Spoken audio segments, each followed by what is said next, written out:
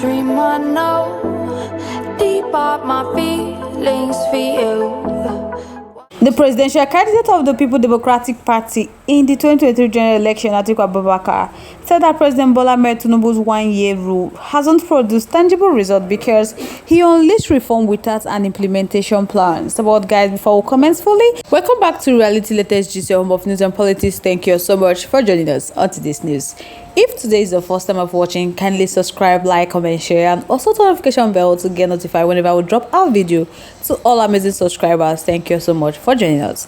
So guys, let's proceed with the news. The presidential candidate of the People Democratic Party in 2023 general election, Atiku, said that President Bola Ahmed Tinubu's one-year rule hasn't produced tangible results because he unleashed reforms without an implementation plan. Atiku said this in an article he made public on Tuesday. He recorded that on May 29, 2023, President Bola Ahmed Tinubu raised the hopes of Nigeria with his pledge to remodel our economy to bring about growth and development through job creation, food security, and end of extreme poverty. He explained that since making this pronouncement, that President Bola Ahmed Tinubu has also spoken about growing the economy at double-digit rate to $1 trillion in 6 years, ending misery and bringing immediate relief to Nigeria's cost of living crisis.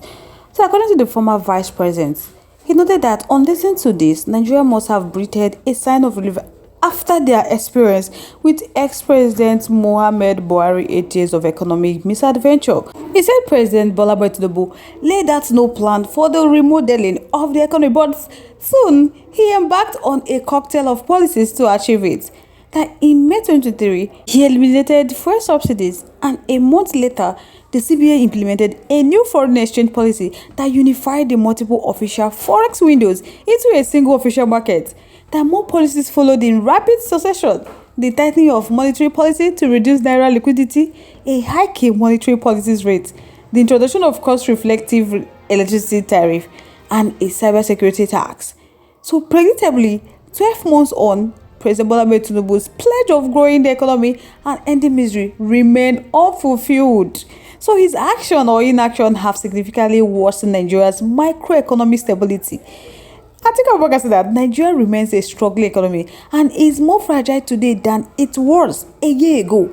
That indeed, all the economy, ill joblessness, poverty, and misery which defined the Buhari-led administration have only exacerbated.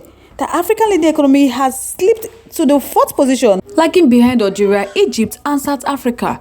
Citizens' hopes have been dashed and not renewed, contrary to the propaganda of the administration, that as Nigeria's economy woes have multiplied. So, giving analysis of how he thinks Nigeria got into this sorry state, Atiku said in a press statement on the statement of our economy earlier this year, he expressed his concern about the downside risks of unleashing reform without proper implementation.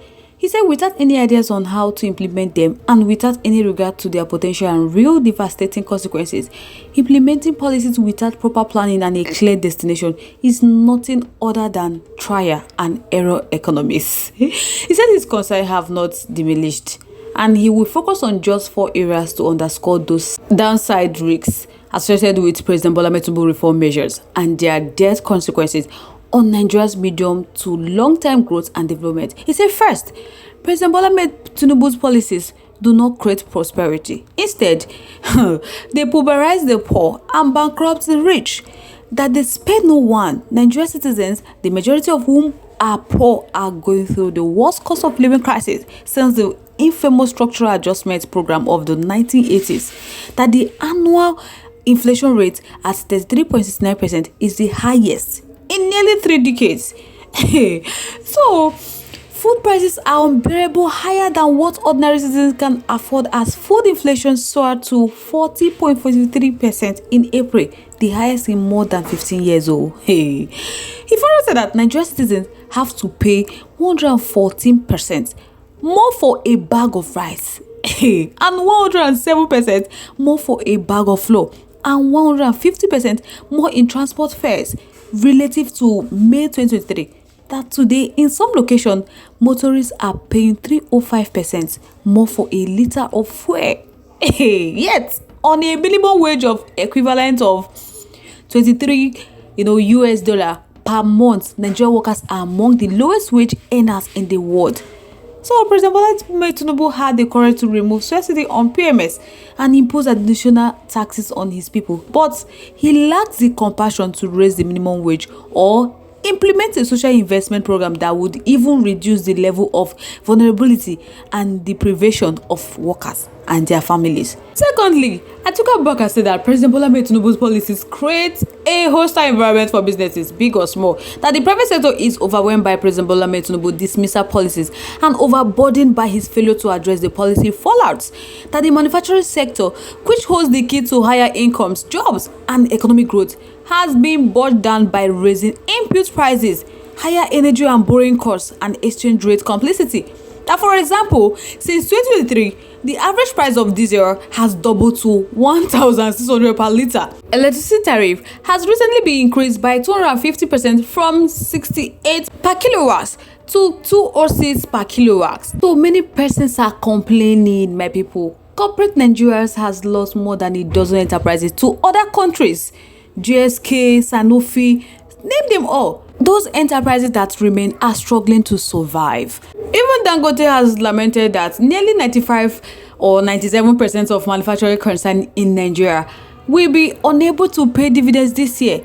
So in an economy with high rates of unemployment, a declining manufacturing sector cannot be an option. Thirdly, Atiku said that President Bola Tinubu's foreign exchange policies have not had any positive impact on Nigeria's foreign trade balance, contrary to policy expectation, that in particular the free float and the resulting devaluation of the naira has not resulted in an appreciable improvement in Nigeria's trade balance, that devaluation has not enhanced the competitiveness of local producers, and it has no positive impact on the export of goods, primarily or manufactured.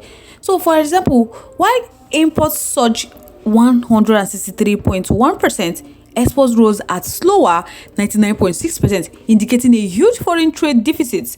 Fourthly, he said President Bola Tinubu policies have failed to attract foreign investment into the country despite all the posturing and media hype by President Bola Tinubu's men. That exchange rate unification and free float of the naira have not led to higher capital inflows, whether foreign direct investment or foreign portfolio investment.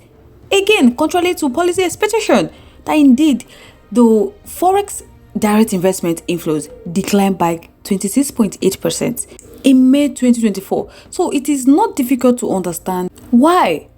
It is about the investing world trusting the leadership of a country to act and deliver on promises made. Investors come when the right policies are designed and delivered timely and efficiently by public institutions. That is the truth. So guys, I would like to know your thoughts, your contributions, your opinions are in the comment section. I would love to hear from you. Once again, thank you all so much for staying to us. On this note, we have come to the end of today's segment. Like, come here, Wednesday. Safe guys. Bye.